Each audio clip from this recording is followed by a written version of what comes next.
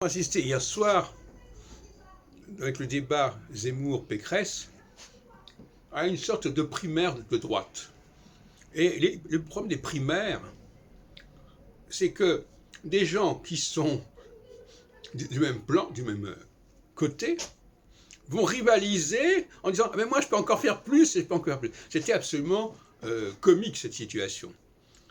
C'était à celui qui allait en rajouter. Alors Madame Pécresse disait « mais moi je fais ceci, et moi je serai plus efficace que ça ». Et en fin de compte, c'est « est-ce que moi je suis plus à droite que toi ?» Bon, voilà ce qui s'est passé. Alors il manquait effectivement Marine Le Pen, mais je pense qu'on peut trouver la même chose avec la primaire qui s'est faite avec Madame Taubira il y a quelques semaines, à gauche. Il faut des primaires, enfin il faut des primaires. Disons que les primaires accentuent les différences au sein d'un même camp. On ne voit pas très bien l'intérêt de la chose. Bon. Normalement, il aurait fallu mettre face à face des gens qui n'ont pas le même point de vue. Ça aurait été plus intelligent. Mais comme apparemment Mélenchon n'a pas envie de s'opposer à Zemmour, il y a déjà eu le cas, et ça s'est assez mal passé, que Macron attend le deuxième tour. Donc, si vous voulez, ils sont tombés dans le piège, Pécresse et Zemmour.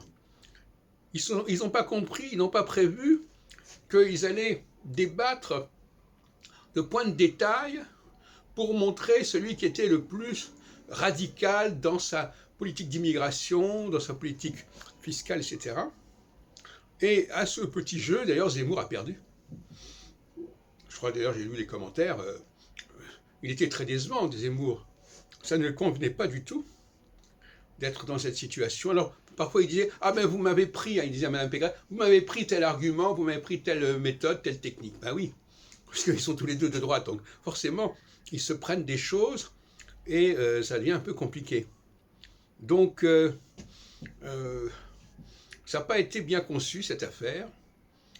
Il aurait fallu faire intervenir quelqu'un qui serait dans le camp opposé.